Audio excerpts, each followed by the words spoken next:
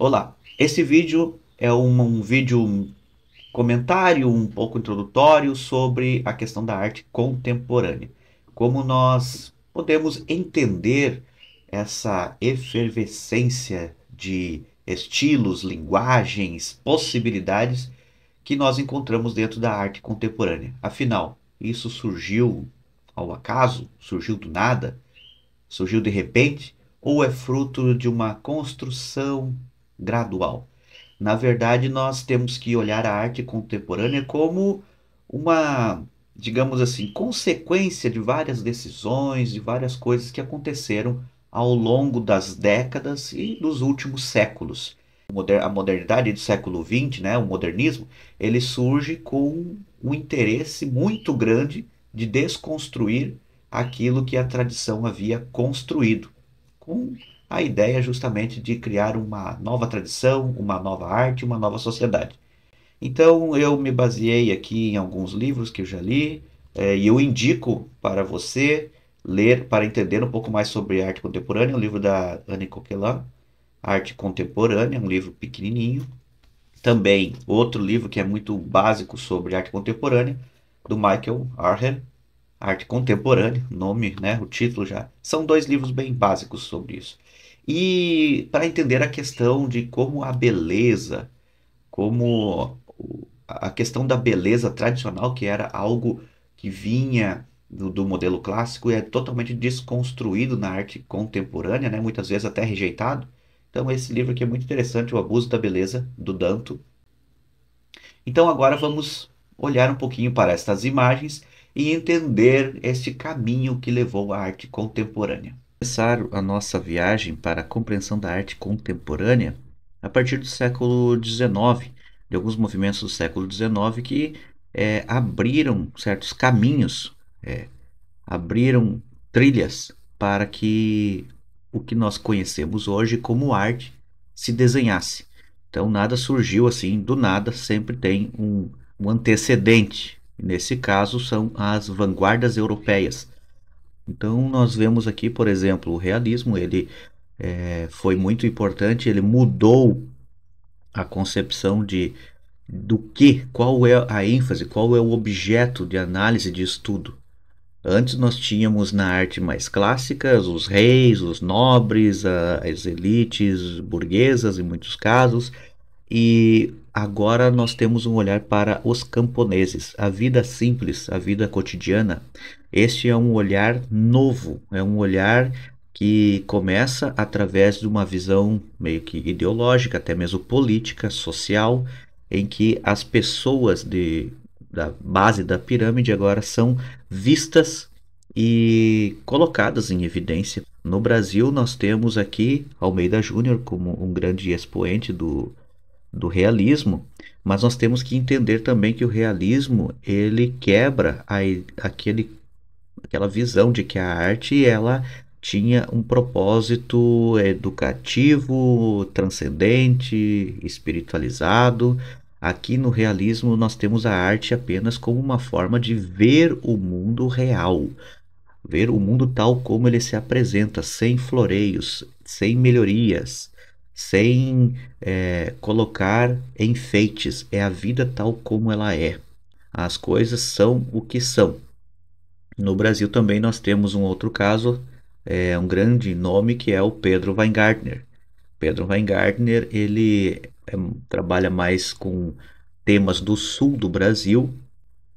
Outro movimento que começa na Europa e ecoa por várias partes aí é o impressionismo. O impressionismo é muito conhecido, muito estudado e ele tem uma intenção que é não apenas retratar o mundo real, ele também é realista, ele também mostra a realidade, ele também não está muito preocupado com questões transcendentes do real. Ele está preocupado com a realidade e os fenômenos óticos. Então ele tem aí um diálogo com a fotografia, ele tem um diálogo com a gravura oriental, porque ele também tira um pouco dessa questão da profundidade que nós estamos acostumados, né, desde a tradição clássica a criar a ideia de profundidade, de camadas. Ela já é uma pintura mais direta, com poucas camadas, até mesmo porque ela tem que ser ágil e rápida. Então, assim, ele tem uma pegada diferente. Só que muitas vezes a gente acha que impressionismo é um jeito de fazer. Não, impressionismo é um estudo da luz. E aqui nós temos um Eliseu Visconti, e cada um tem um jeito de fazer. Um é mais detalhado, outro menos. Outro movimento que é muito importante aí no final do século XIX para o início do século XX, a Arte Nouveau. A Arte Nouveau, ela é a mistura da arte e da vida. Por que não ter um móvel ou uma casa que tenha aparência de uma obra de arte? No caso aqui, né, a Gaudí fez um trabalho também na própria na arquitetura que parecem esculturas, entre a escultura e a arquitetura. Claro que ele construiu uma linguagem muito própria, muito individual, mas a arte Nouveau ele tem essa pegada de um retorno à natureza, uma quebra daquele padrão clássico de linhas retas, de uma estrutura padronizada, da simplicidade clássica.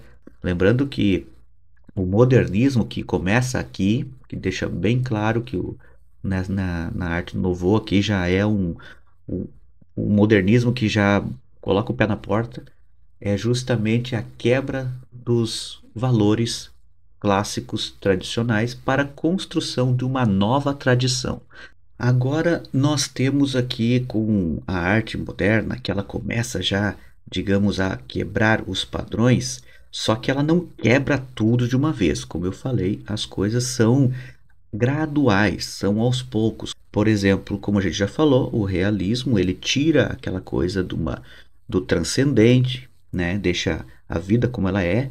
Também o romantismo, que ele coloca na arte a ideia da subjetividade, a ideia de projeto, que era o desenho, né, a construção de uma estrutura que também fazia parte do modelo tradicional, agora é substituída pela ideia de processo, ou seja, a construção em si é começar sem necessariamente saber como será o fim. É o percurso, a caminhada. Isso toma lugar do projeto. A matéria, que é o material, no caso ali a pintura, a escultura, o objeto em si, ele vai perdendo relevância e quem vai ganhando relevância é o conceito, a ideia, a mensagem, o que está por trás. Então, importa cada vez menos o objeto em si, a obra de arte em si, mas o que ganha ênfase é o conceito. O conteúdo que eu estava falando antes, moralizante, que já é quebrado ali no realismo, ele também agora é substituído por estímulos, né, dos sentidos, por essa provocação, por o incômodo visual, o incômodo tátil, o olfato. Como eu falei já, a objetividade dá lugar à subjetividade. E por último, algo que é muito pertinente também falarmos, outras categorias estéticas elas são incorporadas, como o feio, o grotesco, o trágico, o cômico. Mas por quê? Porque, como a gente já viu, o estímulo dos sentidos ele ganha força na arte moderna e na arte contemporânea, e muitas vezes nós respondemos mais a certos estímulos não só pela beleza, mas pela feiura, pelo grotesco, pelo trágico, pelo cômico. Eles causam mais incômodo aos nossos sentidos muitas vezes. Nós temos aqui alguns casos onde o belo e o sublime eles são totalmente desqualificados porque eles estão atrelados ao modelo tradicional, ao modelo clássico. E como a arte moderna ela tem como foco a quebra da tradição antiga para a criação de uma nova tradição, então o belo, que é um valor da tradição, ele é também muito questionado por muitos artistas e até desprezado.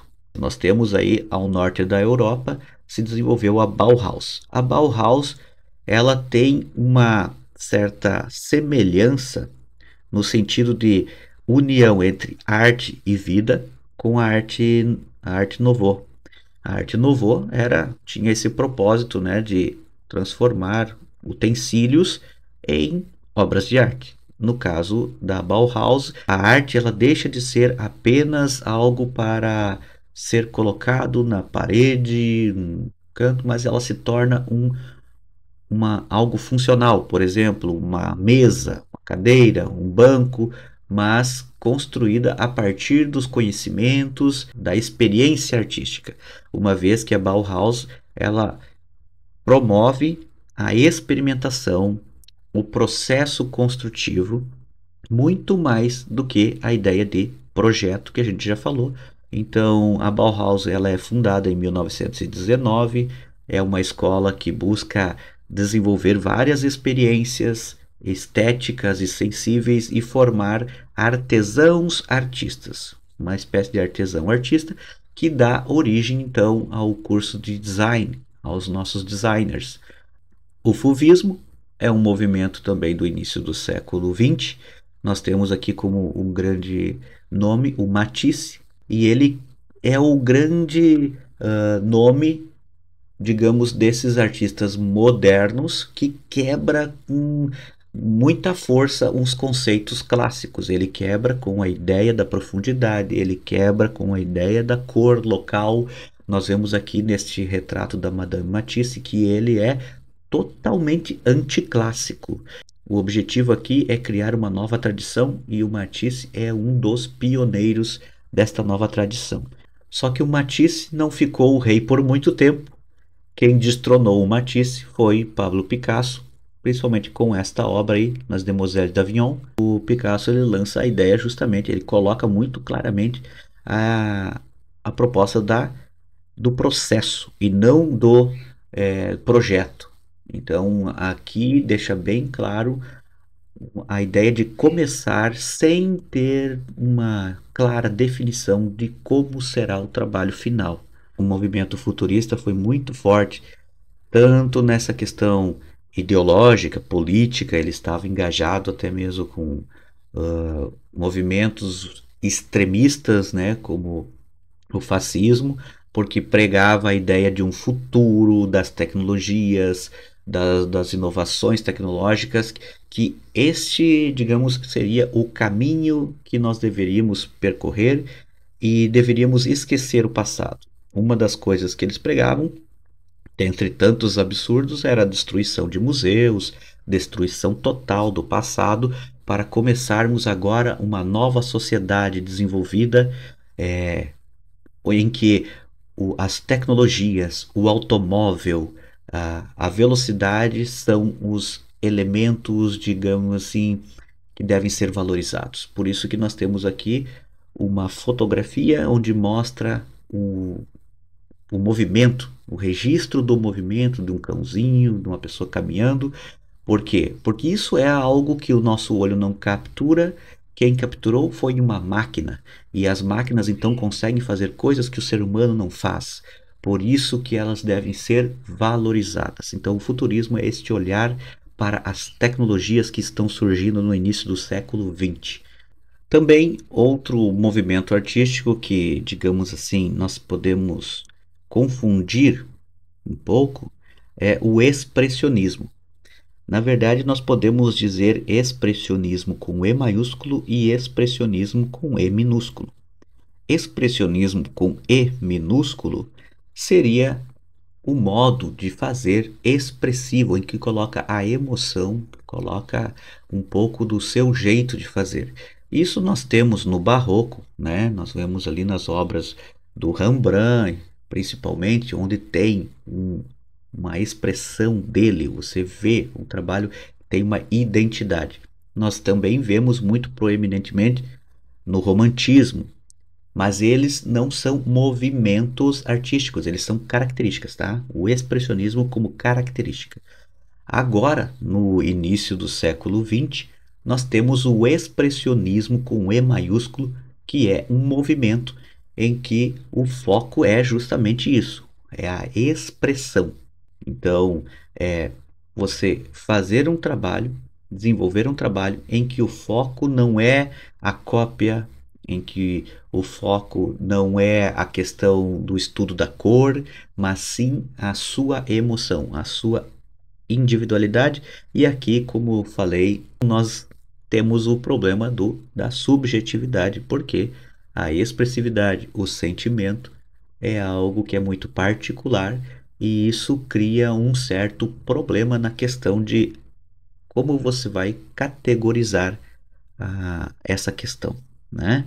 Não que a arte ela tenha que ter critérios claros, mas é muito mais complexo, muito mais difícil você dar um valor para algo que digamos assim, tem um caráter muito particular, né? Como a expressividade e o sentimento. Nós temos como um grande nome no Brasil a Anita Malfatti. A Anita Malfatti ela foi para a Europa, ela entra em contato com essas tendências modernas e ela vem para o Brasil e ela então é a primeira artista moderna ou modernista do Brasil. Embora a gente lembre muito mais da Tarsila do Amaral do que a Anita Malfatti, a Anita Malfatti ela sim foi a precursora do movimento modernista brasileiro.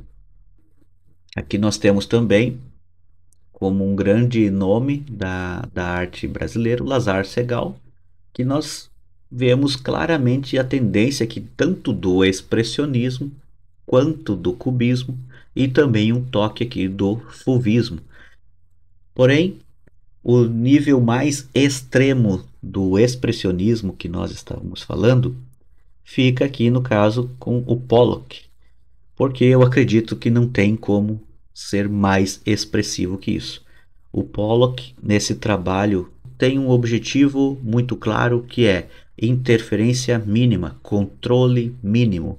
Ele induz mais ou menos ou sabe onde colocará a tinta, mas não há uma definição clara. Ó, aqui será um ponto, não tem o toque do artista que controla onde será colocada aquela cor, até que ponto, não há uma delimitação que o artista escolha. Então, ele faz um trabalho que é justamente levar ao extremo a questão da ausência de um controle total, é expressividade pura. Então, é tirar partido justamente do acaso, ok? Então, não podemos olhar isto com o mesmo olhar que se olha para uma representação de algo. Porque isso daqui não é representação de algo, é apenas o registro de uma ação do próprio ato de pintar. Porém, o grande nome que está por trás da arte moderna e principalmente contemporânea é o Marcel Duchamp. O Marcel Duchamp é o nome, digamos assim, mais revolucionário que temos no século XX. Ele era um artista já reconhecido, muito famoso no início do século, e ele propõe uma certa destruição da arte, do conceito tradicional de arte e da própria arte em si.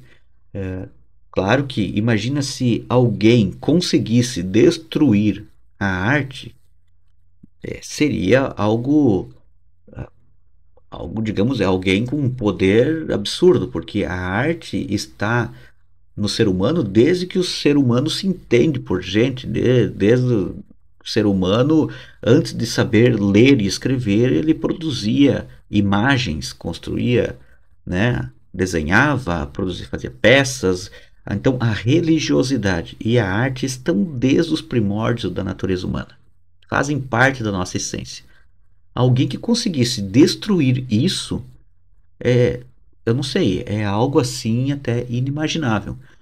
A ideia, quem sabe, que passou por Duchamp é justamente tentar quebrar ou destruir a arte. Então, só que na tentativa de destruir a arte, não se destruiu a arte, se expandiu o que se concebia como arte.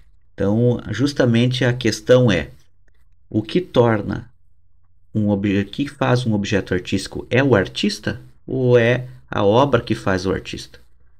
É o artista que faz a obra ou a obra que faz o artista?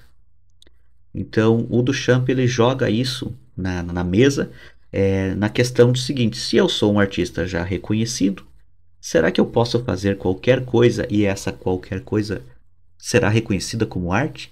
Então ele joga essa provocação, coloca um urinol, assina como R. Muti e, incrivelmente, é aceito como uma obra de arte. Então ele cunha o conceito do ready-made, que é pegar pronto, fazer pronto. É pegar algo que já foi feito, já está pronto e elevar a categoria de obra de arte, colocá-la como uma obra de arte. O pensamento é até interessante porque se nós pensarmos que qualquer artista ele pega de coisas prontas para fazer uma obra de arte, por exemplo, ele pega um tubo de tinta que é um material já industrializado. Ele pega um pincel que já é um material industrializado. Ele pega uma tela que é feito também por uma indústria. Ele só manipula esses três elementos, então cria uma obra de arte. O que ele está fazendo aqui é deixando isso mais evidente, é colocar algo industrializado só que com o toque do artista, com a assinatura do artista ou pela intenção do artista, aquilo se transforma então em uma obra de arte. Aqui à esquerda nós vemos a roda de bicicleta, que já é um trabalho posterior. O objetivo aqui é fazer este jogo do estático e do dinâmico, né? Porque a roda ela representa ou remete à ideia de movimento e o banco à ideia do parado, inerte. E aqui nós também vemos o conceito, a arte conceitual surgindo, né?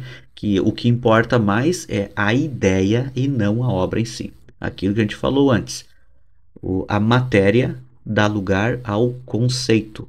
Por que a matéria dá lugar ao conceito? Porque eu posso muito bem trocar essa roda de bicicleta por outra roda de bicicleta, eu posso trocar esse banco por outro banco, e o conceito não se altera, porque o que importa aqui é a ideia e não o objeto em si. Outra coisa que o Marcel Duchamp ele transborda, faz com que a arte transborde, é justamente questionar os conceitos de pintura e de escultura. Até então, por mais que os movimentos modernos é, questionassem, tentassem colocar novas concepções, como por exemplo as cores, a expressividade, todas essas questões que a gente já falou aqui, ainda eram pintura, ainda era escultura dentro daqueles materiais tradicionais. E aqui no caso nós temos uma espécie de uma montagem onde nós temos elementos que são preenchidos dos dois lados por vidros. E ele colocou o nome de O Grande Vidro ou A Noiva Despida pelos Seus Celibatários.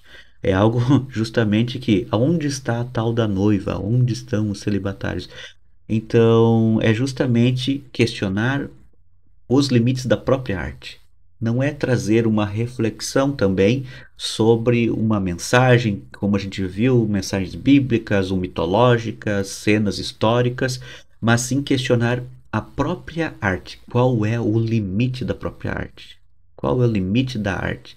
Então, nessa de sempre testar os limites da arte, a arte vai se inflando e absorvendo essas coisas que parece que questionam, mas agora são absorvidas por ela. Mas uma coisa é muito importante para entendermos por que a arte contemporânea é como é e por que certas coisas são consideradas obras de arte. Uma das coisas, digamos assim, que norteiam, que ditam o que é uma obra de arte é o mercado de arte. E ele começa aí a ser mais proeminente nos anos 50, 60, com alguns movimentos artísticos que valorizam a questão do mercado e principalmente também a criação de algumas instituições, museus, galerias e no caso a Bienal de São Paulo, que ela também surge aí pelos anos 50, 60, que são muito importantes para, digamos assim, definir o que é arte e, nesse caso, quem é artista e quem não é artista. Então, se nós fizermos uma recapitulação mental, a gente vai ver que um bom artista na tradição era uma pessoa que conseguia desempenhar com certa habilidade e qualidade. Então, o trabalho é muito bem feito, logo, essa pessoa é um bom artista. No século XX, Duchamp ele já traz a questão de uma questão que já estava acontecendo. Não é a obra que está fazendo o artista, mas o artista que está fazendo a obra.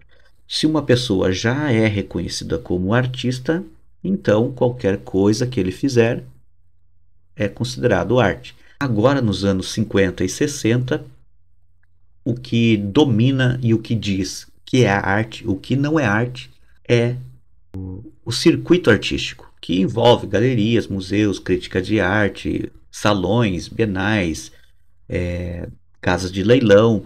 Então, são essas instituições que dão valor, que regulam esse sistema artístico e fazem a engrenagem do mercado de arte funcionar. Nós podemos, dentro desse conceito aqui, dizer que você pode ser muito habilidoso, ter ser um grande, digamos assim, virtuose nas questões artísticas, mas se você não está dentro do sistema, se você não está dentro desse circuito artístico, você não é um artista. Então, a concepção atual do que é arte e quem é artista está dentro do sistema, é artista. Não está, não é. Então, é algo que é complicado, mas é assim que é colocado na atualidade.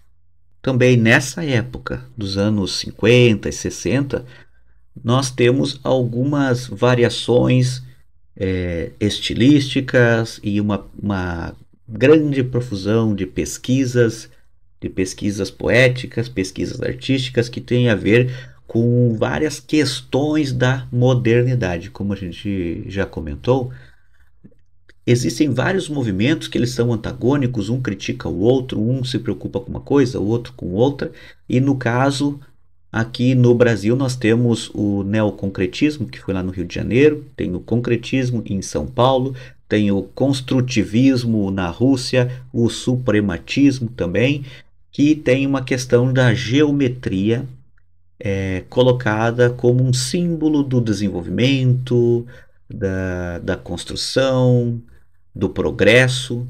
E no Brasil, o neoconcretismo também se usa da geometria, mas tem uma pegada um pouco mais poética. No caso aqui, nós temos à esquerda um trabalho da Lygia Clark, chamada Os Bichos, né? É um bicho, tem uma série de trabalhos chamadas bichos, cada um fazendo referência a um, são formas geométricas que formam digamos, com dobradiças, elas são articuladas e podem ser mexidas, remetendo à ideia de algo, a geometria é estática, mas também pode ter movimento, pode ser manipulada. À direita nós temos aqui um trabalho da Ligia Pape, dos anos também, aí dos anos 50, 60. Eu acho muito interessante, eu trouxe esse trabalho, até fiz uma vez um trabalho com os meus alunos, do livro, o livro da criação que ela fez, digamos assim, através de formas geométricas, de formas simples, ela faz uma referência à criação do mundo. Então nós vemos ali lá no alto o quadradinho azul remetendo a um mundo que era todo inundado de águas e depois a água vai baixando. Aí nós temos lá o quadradinho verde, simboliza a terra com plantas, né? O verde. No caso aqui também do neoconcretismo, ele não fica apenas nas formas geométricas. Não é apenas uma obra para se observar, mas também para interagir. A obra não é estática, não fica parada, ela ganha o espaço.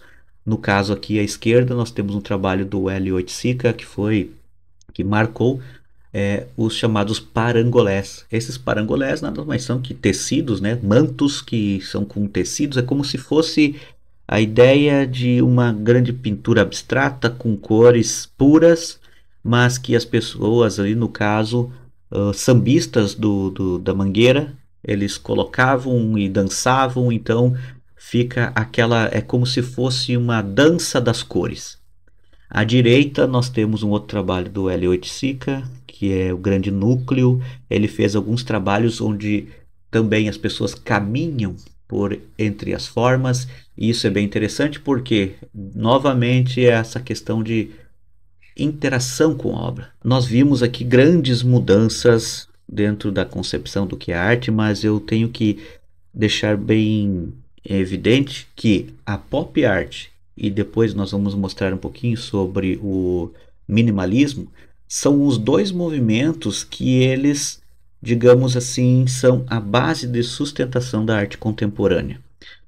A pop art, tanto ela influencia quanto é influenciada por esta cultura de mercado, e a própria obra de arte se transforma em um item mercadológico.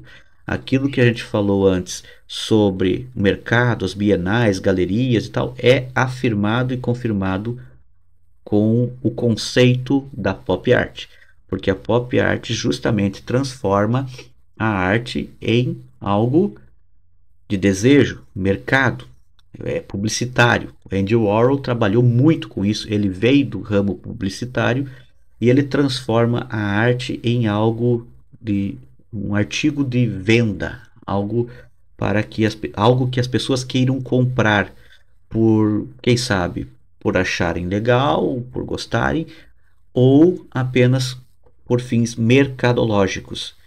Hoje nós vemos muitas obras de arte que, na verdade, muitas pessoas compram não é porque gostam, mas sim por questão financeira, como uma forma de investimento. E isso é colocado, digamos assim, em evidência através da pop art. Então nós temos aqui algo que remete a um hambúrguer, mas é um puff, ele é mais uma provocação também, mas faz referência a este elemento que faz parte da nossa cultura de massa. A caixa de brilho, uma caixa quadrada, como se fosse uma caixa de sabão, uma caixa de sabão em pó. Como isso pode ser reconhecido como uma obra de arte? Essa é a grande questão. Só que isso só foi possível de ser reconhecido como obra de arte dentro de uma realidade que passou pelas transformações que nós falamos até agora, que começa lá no século XIX, que vai rompendo, que vai chega no Duchamp, que ele pega um urinol, que ele pega isso, que o outro faz questiona isso e aquilo, até chegarmos aí. Se não tivéssemos essas transformações do início do século XX, isso nunca seria aceito como ou cogitado como sendo uma obra de arte, assim como a maioria das coisas que a gente viu aqui. Elas só são aceitas por quê? Porque antes delas tivemos alguns passos, algumas fronteiras que foram quebrando os padrões clássicos que, como eu falei, agora nós ficamos sem ter uma base de como a gente vai julgar, então, claro que qualquer coisa pode ser reconhecida como obra de arte. Mas aí, então, nós temos um novo dilema. Se qualquer coisa pode ser considerada uma obra de arte, então eu chego lá no museu e coloco qualquer objeto, ele vira objeto artístico? Não, porque como eu falei também, tem um sistema, um circuito artístico que diz o que é e o que não é arte.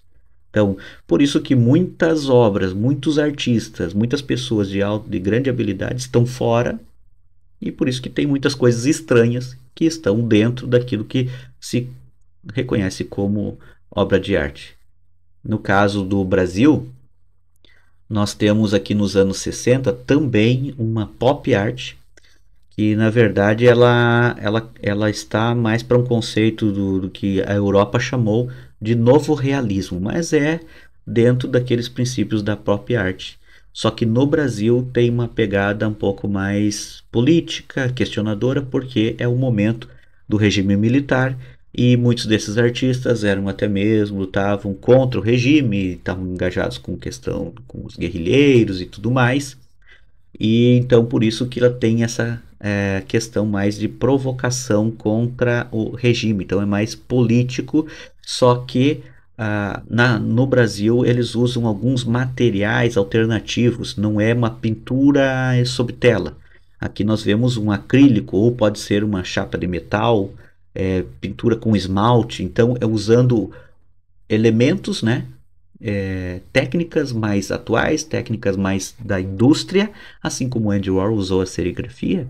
Aqui usa esses materiais da indústria. É como se o artista, ao invés de comprar material na loja de material artístico, ele fosse lá na loja de ferragens, porque conversa mais com a questão industrial, com a modernidade, com os materiais modernos, né?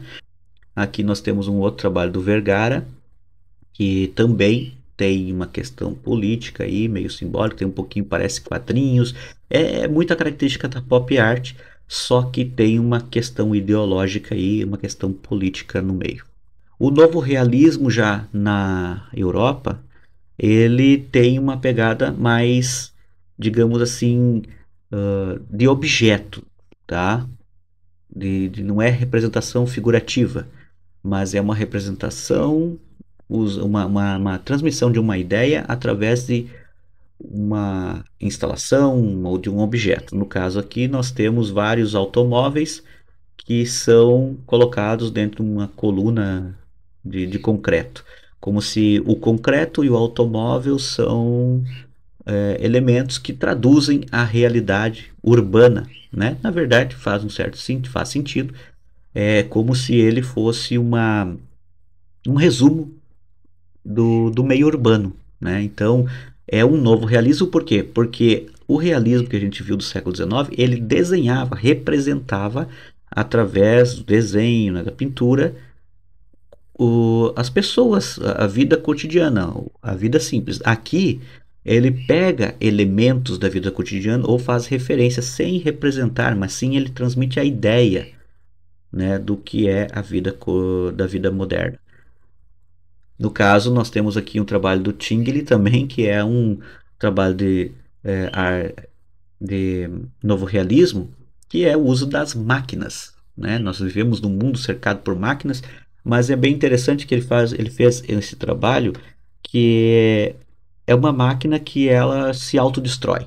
Ela foi apresentada nos anos 60 em Nova York, e ela inflava um balão e esse balão, então, com tinta se explodia e manchando as pessoas e dá todo um alvoroço.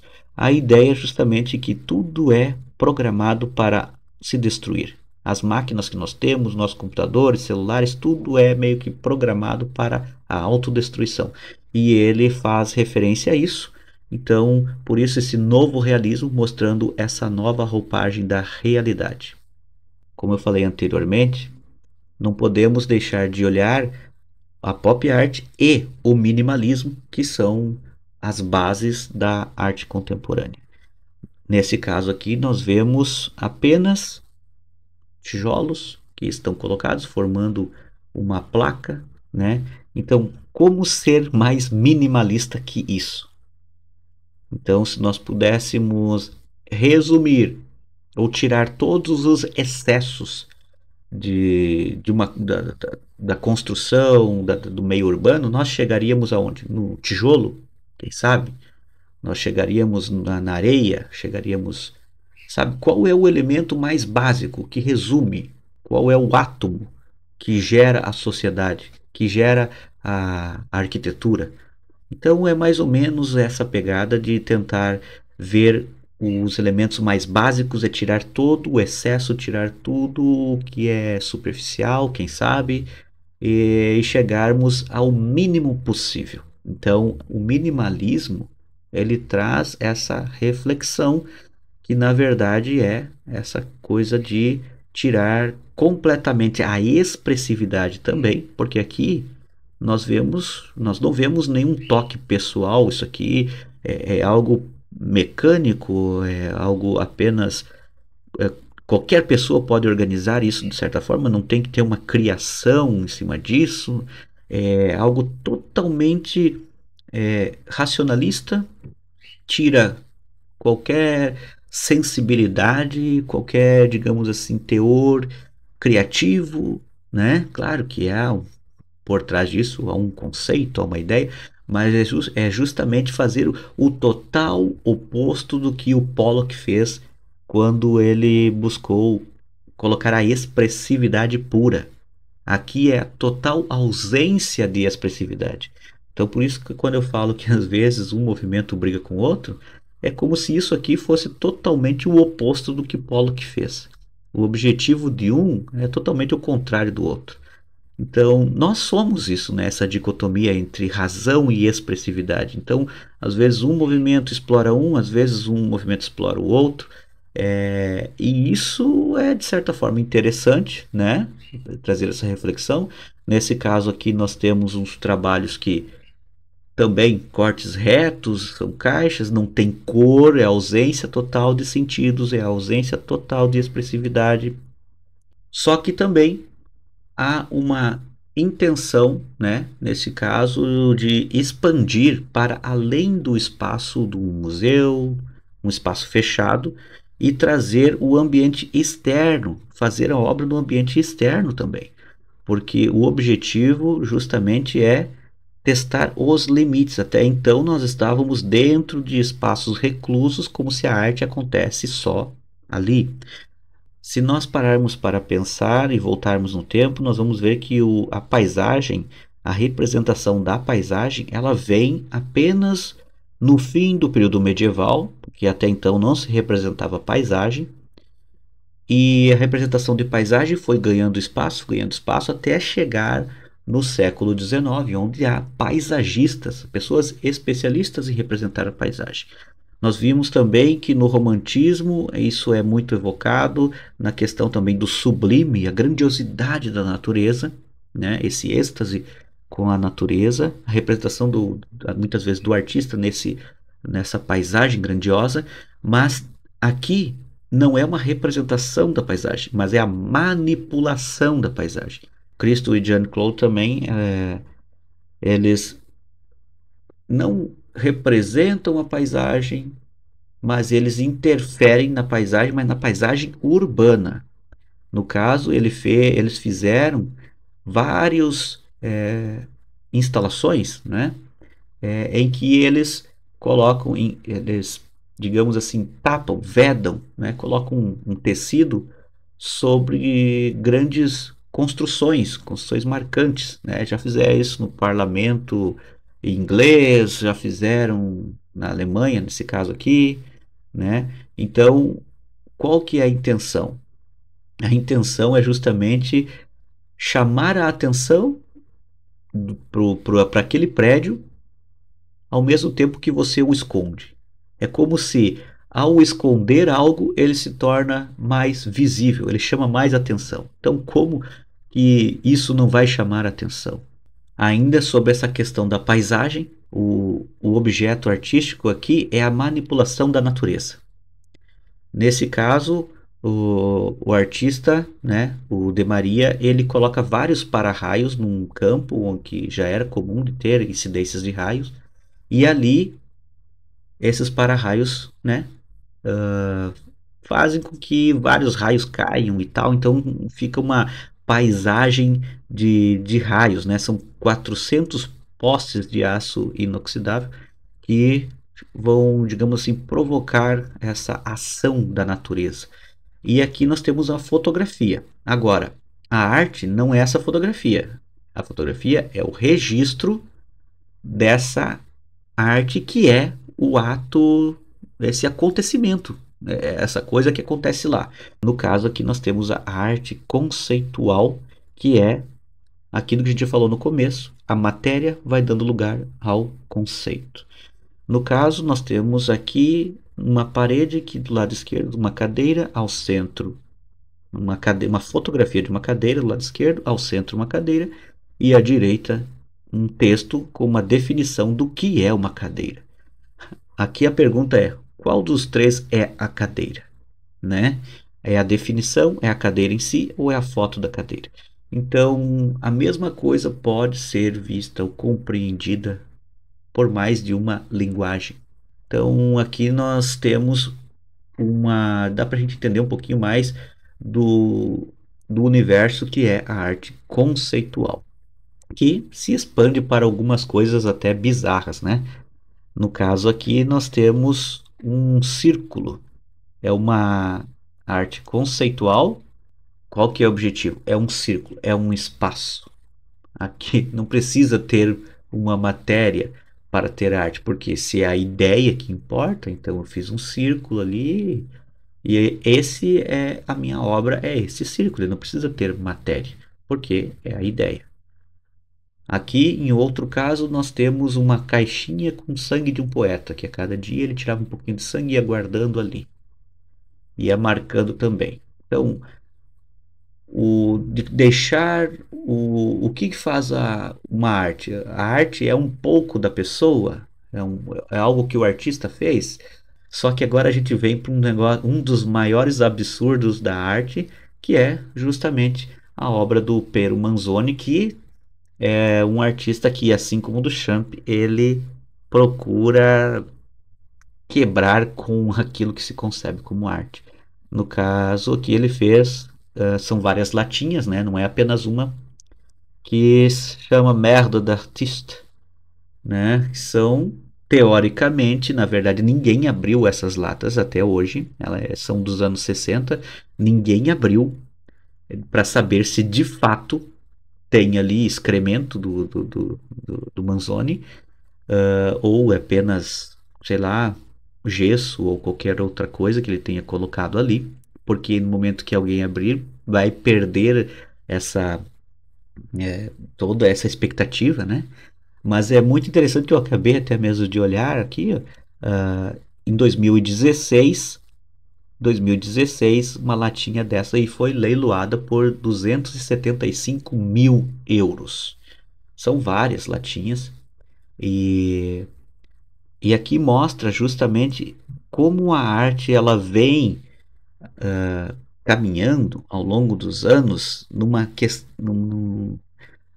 trazendo coisas que são apenas provocativas, como eu já falei lá no começo, o belo já dá lugar para o inquietante, para o feio, para o, né, intrigante, para o cômico, e como a arte moderna e principalmente a contemporânea, elas exploram isso. Elas exploram a provocação.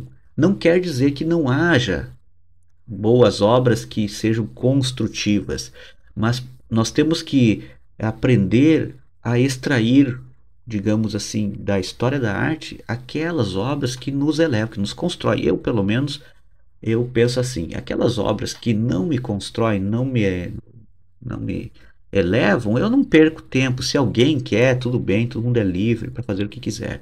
Mas eu acho que a arte não sou eu que define o que é arte ou o que não é arte, mas eu tenho para mim que a arte ela não está acima do juízo de, digamos assim, toda a arte é boa, toda a arte deve ser aceita e ela não pode ser criticada. Não há nada que não possa ser criticado. Não há nada que não possa ser questionado.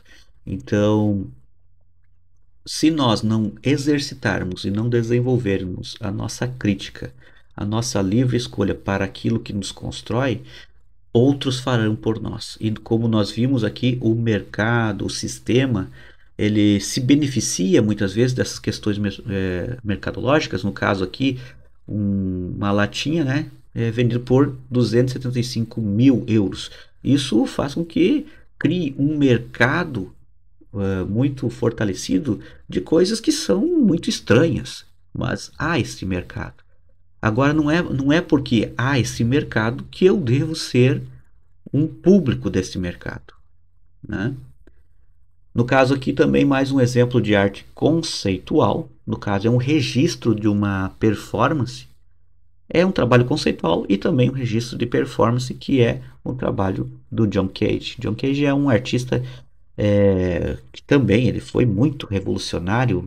Esse trabalho 4 minutos e 33 segundos, na verdade é a descrição de uma performance em que o artista, um músico, ele vai se apresentar, digamos, ele pega um instrumento ali, um piano no caso, Ele abre o piano, tem vídeos até no YouTube sobre isso, mostrando essa performance. Ele abre o piano, toda a plateia ali esperando, então ele coloca no cronômetro 4 minutos e 33 segundos e fica em silêncio.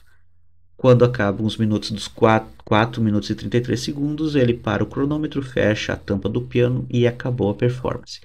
Então é algo assim que você olha, até é irritante, né? Você ir para um lugar e acontecer isso, é porque é feito de surpresa. Mas há uma questão bem interessante aí, que é justamente de provocar a reflexão do que é música, do que é som, porque em nenhum momento há silêncio. As pessoas falam, tossem, alguém faz um barulho. Será que não é esta é a música que ele estava querendo? Então é uma provocação, né, que ele faz sobre o que é som, o que é música, o que não é. Uma das grandes artistas da performance é a Marina Abramovic, né? Ela tem alguns trabalhos que eu não curto muito, mas alguns trabalhos são bem interessantes. No caso aqui, o Ritmo Zero é uma performance que ela fez. Quem quiser também olhar com mais calma, é um trabalho, digamos, muito intenso. É uma das experiências sociais mais fortes, né, que já foram feitas e mostram a natureza humana. Porque só rapidinho aqui para descrever o que é essa performance. A Marina, ela se colocou à disposição durante um tempo ali para que as pessoas pudessem fazer o que quisessem com ela e ela não ia ter nenhuma reação. E ela estava diante de uma mesa com vários objetos, né, flores e tudo mais e tal. E ali no meio tinha uma arma também, que estava com os projéteis, né? Não estava carregada a arma, mas tinha os projéteis em cima da mesa. E ela ficou ali por esse tempo e as pessoas, tudo bem, tudo de boa, mas até que chegou um momento em que as pessoas viram que ela não estava reagindo, que não ia acontecer nada, e as pessoas começaram até a machucá-la, né? Em vez de fazer carinho, uns faziam carinho nela, outros começou a puxa o cabelo, puxa aqui e tal. Então começaram a maltratar ela, né? Chegaram ao ponto de até tirar a roupa dela e tal. E ela conta que o ponto máximo foi quando um cara pegou os projéteis, né? Colocou na arma, no revólver, engatilhou e botou na cabeça dela. E ela achou que ela iria morrer ali. Então, é algo que mostra justamente a natureza humana, que se nós não temos uma regra, uma lei ou uma vigilância, será que somos, é, nós vamos fazer coisas boas ou a gente vai ceder a uma natureza má? Qual a natureza humana? A natureza humana é para o bem ou para o mal? Então essa experiência que ela fez é muito interessante justamente para refletirmos sobre a nossa natureza. O que realmente nós fazemos quando não há vigilância, quando não há lei, quando não há regra? Será que nós tendemos para o bem ou para o mal? No caso do Brasil aqui, nós temos alguns artistas performers também, né? Aqui nós temos um registro do trabalho da Annabella Geiger, que é uma das primeiras videoartes do Brasil. A videoarte no Brasil, ela começa como um registro de performances. Então, a videoarte é você usar o vídeo, que era uma novidade, né? Porque o vídeo, fazer uma, uma gravação caseira, era algo muito difícil, porque ter uma máquina, uma filmadora, era muito caro. Então, as primeiras máquinas portáteis, Super 8, elas elas foram disponibilizadas aí pelos anos 60, 70. Então essa primeira geração de artistas de videoarte, elas filmavam performances. Depois dos anos 80 vem uma segunda geração, que então eles começam a editar e fazer manipulação dessas imagens, o que antes era mais difícil. Então nós temos aqui uma performance que a Annabella Geiger vai subindo escadas, subindo todas as escadas do Rio de Janeiro e nunca chega em lugar nenhum. Mas é justamente para mostrar esse trabalho que a gente tem, né, incessante, mas que nunca leva a nada, que sabe, esforço, esforço, esforço, e às vezes não chega a lugar nenhum, mas registrado em uma forma de um vídeo que fica em looping infinito, né? Outro trabalho que é bem interessante nessa questão de vídeo é do Hélio Oiticica, que a gente já mencionou lá atrás, quando ele fez os trabalhos, né, de neoconcretismo, aqueles dos parangolés, tal. O Hélio Oiticica, ele é um artista, né, era um artista, morreu muito jovem, mas ele fez algumas experimentações muito ousadas, assim. Ele foi um dos artistas que mais testaram os limites da arte. Então aqui nós temos os, a instalação que chama Cosmococa, né? Que são projeções e, digamos assim, as pessoas veem uma espécie de vídeo que está sendo projetado em vários ângulos e também há objetos ali. É uma experiência de cinema que não é cinema, que é interação, é o chamado quase cinema também que ele fala. Você está imerso no lugar, há vídeos, há projeções por todos os lados, então uma experiência sensorial bem diferente. Nós vemos também outras fotografias que são representações de instalações. O que são instalações? É quando você coloca alguns objetos ali e esses objetos remetem a alguma ideia. No caso aqui, 100 botas na frente de um banco, ou tantas botas trilhando um caminho X, né? Remete à ideia de pessoas, de caminho, de procissão, de passeata, sei lá. Então é uma coisa bem aberta, lembrando que a arte contemporânea ela não tem um interesse em ser fechada numa mensagem absoluta, mas sim instigar uma reflexão maior, às vezes deixar com que as experiências pessoais das pessoas elas possam nortear qual o significado daquela obra. No caso aqui, nós temos Cildo Meirelles, que é um dos grandes nomes da arte contemporânea brasileira. Essas dicotomias, né? Essa briga pelos sentidos é o objeto que os artistas contemporâneos exploram. Também do Cildo Meirelles, aqui nós temos as garrafas de Coca-Cola dos anos 70.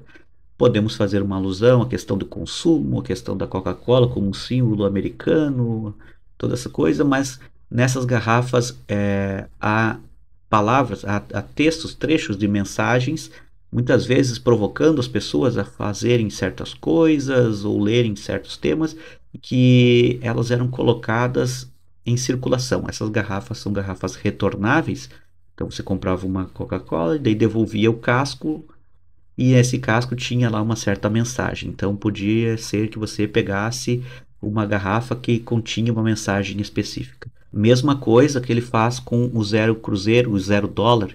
Essas notas de dinheiro são colocadas em circulação, então elas não são apenas para serem contempladas, elas estavam. O ato de circular faz com que a obra aconteça, né? Então, Cildo Meirelles também ele expande aquilo que nós conhecemos como arte, como alvo de contemplação. No caso, aqui, já uma instalação, já é mais contemplativa, mas também é algo aberto para reflexões. No caso, nós temos uma instalação onde ele descreve os elementos e aqui a gente sugere, né, algumas interpretações. No caso, aqui é a instalação chamada Ouvido, né, ou Esquecido. São 6.000 cédulas de dinheiro de países do continente americano que formam essa espécie de cabana aí. Carvão vegetal que nós vemos no topo lá dessa cabana, 3 toneladas de ossos, tinta e aproximadamente 70.000 velas de parafina. Então aqui nós podemos fazer uma relação, pode ser na questão indígena, a questão das pessoas que trabalham com carvão, lembrando que ela é grandiosa, né? É para chamar a atenção mesmo, é impactante. Mesma coisa, essa instalação chamada Missão, que remete às missões jesuíticas do sul do Brasil, no norte da Argentina e do sul do Paraguai, que no século XVII se transformaram em redutos, né, em feudos, onde haviam os indígenas ali, onde eles construíram uma cidade que funcionava e tudo mais. Nessa cidade tinha uma igreja, uma catedral, que era tudo organizado por jesuítas. Então ele faz aqui uma crítica a isso, uma provocação, que é justamente através dessa instalação que nós vemos aqui um véu preto, que já pode fazer uma relação aí do oculto, do velado, né? 6.000 moedas, são moedas de dobrões espanhóis, então remete já à Espanha, ao dinheiro espanhol. 2.000 ossos, né? 800 hóstias que nós vemos ali, né, no meio ali, ligando os ossos que estão em cima ao dinheiro que está embaixo, e também 80 pedras de pavimento, que remete à ideia de construção, de pavimentação, né? Urbanização. Aqui nós temos uma torre feita de rádios, dos rádios mais antigos na base, os maiores, até os rádios mais modernos que estão lá no topo, cada um sintonizado em uma estação diferente. O nome dessa instalação é Babel, né? Então é a confusão, várias línguas, várias coisas falando tudo ao mesmo tempo. Nós sabemos que quando todo mundo fala, quando todos os sons acontecem ao mesmo tempo, a gente não entende nada. Então é um pouco, mostra essa turbulência, né, que existe de sons, ruídos, né, no nosso meio urbano. Aqui nós vemos um outro trabalho, Félix Gonzalez, que é justamente na verdade, nada mais é do que uma montanha de balas de caramelo. Aí tu pergunta, mas qual o sentido disso? É uma montanha de balas de caramelo que pesa 80 quilos, que na verdade remete no caso aqui, é um amigo dele que teve um câncer, né? E ele foi perdendo peso. E ele tinha 80 quilos quando foi diagnosticado com câncer. E ele foi perdendo peso até, né, até que faleceu. Então a ideia é colocar esses 80 quilos de bala de caramelo, que é a bala favorita desse amigo dele, e as pessoas vão ali pegando as balas e vão comendo as balas. Então até chegar ao ponto que não existam mais balas. Quando uma pessoa compra uma obra dessas, ela compra na verdade um certificado que lhe dá autorização para reproduzir essa obra. Ele não compra as balas. Tá? Então, na arte conceitual, principalmente, o que você compra, o mercado de arte conceitual, ele consiste em certificações que você é o dono daquela ideia. Você compra a ideia, não o objeto. Até mesmo porque se alguém comprar essas balas, vai colocar em algum lugar, vai deixar lá, as formigas vão comer, sei lá, daí estragou a peça, né? Então, o que você compra é um certificado para você poder replicar. Eu não poderia deixar de mencionar a grande meca da arte contemporânea do Brasil, né? Que está lá em Inhotim. Inhotim, em Minas Gerais, é o maior museu de arte contemporânea do mundo. O maior museu de arte contemporânea a céu aberto, vamos deixar bem claro. Dentre as quais temos também o trabalho da Adriana Varejão, que é uma das grandes artistas brasileiras, que explora a questão dos azulejos. Ela faz um trabalho, parece que aqueles azulejos portugueses, mas ela também ela causa esse incômodo, como a gente já falou, essa inquietação, né, que é coisa da arte moderna e contemporânea, de algo mais orgânico, parece que é uma pele e que é um tecido, é uma carne ali.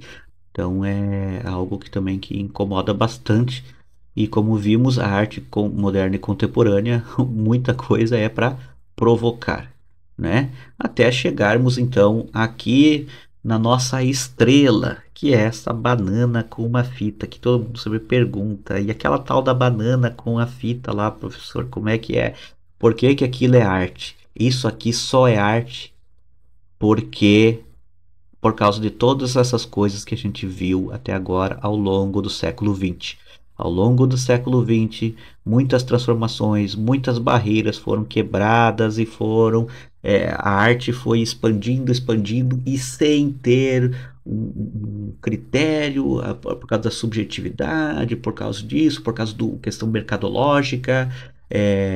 questão de influências. Então, só por causa disso, isso é elevado à categoria de arte e ela está dentro do sistema artístico reconhecido como uma obra de arte dentro desse sistema, tanto que ela foi, na primeira apresentação lá em Miami, ela foi vendida por US$ 120 mil.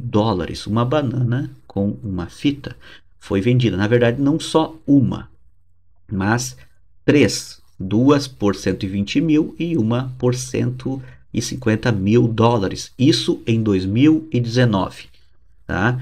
Essa banana, que é 25 centavos, como a gente encontrou aqui, né?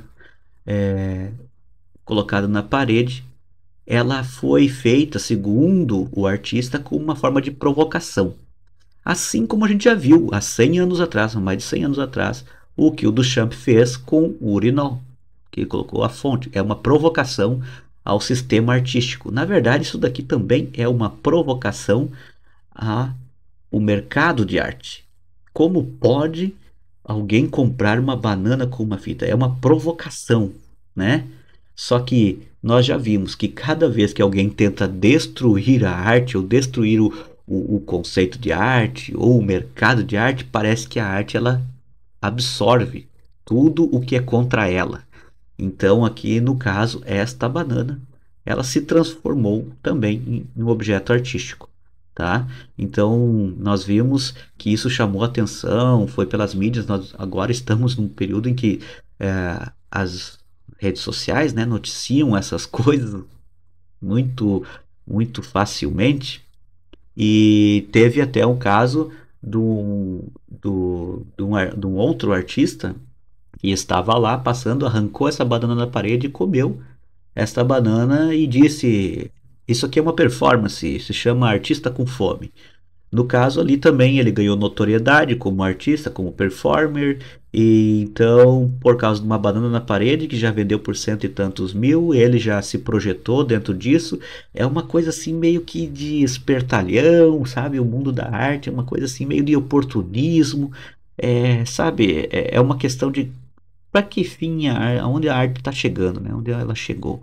Até vermos aqui que em 2024 esse carinha aí comprou uma das bananas por mais de 6 milhões de dólares. Ela foi vendida, olha só, da primeira vez por 120 mil, 120 mil dólares. Isso em 2019. E em 2024 por 6 milhões. Então é algo assim que foge à compreensão, à realidade, não faz parte de nenhuma regra de mercadológica, nenhum economista consegue calcular ou fazer uma estimativa, ela é muito, ela flutua a qualquer coerência, a qualquer lógica. A arte, ela é um outro mundo. E isso pode ser uma coisa muito complicada, porque ao mesmo tempo que nós temos liberdade para criarmos coisas muito interessantes, reflexivas, também é uma grande oportunidade para charlatanismo, para aproveitadores, para lavagem de dinheiro. Então é muito louco, muito estranho, né? Como a arte ela se transformou em apenas um século. Foi muito rápido, são transformações muito rápidas mesmo. E nós não paramos para pensar nisso muitas vezes, porque nós nascemos no meio disso, né? E é interessante que a gente questione isso, porque como eu falei, não é porque é arte que você tem que aceitar tudo. Nesse caso aqui, nós temos um caso de um cara que vendeu uma escultura invisível por 15 mil euros. Ele vendeu uma escultura invisível de 15 mil euros. Ou seja, ele marcou um espaço de 1,5 por 1,5 no chão e disse que ali tinha uma escultura invisível, com a ideia de que eu estou vendendo uma escultura invisível, o vazio, só por 15 mil. Se fosse o cheio, eu venderia por muito mais. Então é muito interessante assim como a arte ela caminha para umas coisas, umas aberrações, né? Muito loucas. Nós também já vimos aqui o caso da primeira obra digital, né? Que foi vendida por 69 milhões de dólares, que é uma montagem de desenhos, um NFT, eu acho, a primeira grande transação do mercado de arte digital, né? E bateu o recorde de trabalhos de uma obra totalmente digital. Então aqui nós vemos um zoom maior. Eu espero que agora dê para entender um pouquinho do que a arte contemporânea é e por que ela chegou onde chegou. Claro que eu mostrei só uma pequena variação, uma pequena possibilidade. Há boas obras de arte contemporânea, nós não podemos também pensar que toda obra com arte contemporânea é estranha assim, é um show de horrores, né? Mas há coisas que não, como eu falei, que não agregam e há coisas que agregam. Cabe a nós desenvolvermos a nossa capacidade de criticar e olhar com bom senso aquilo que faz bem e aquilo que faz mal. Assim como em qualquer outra linguagem, por exemplo, há boas músicas e há músicas que não são tão boas, há bons livros e há livros que também não agregam muito.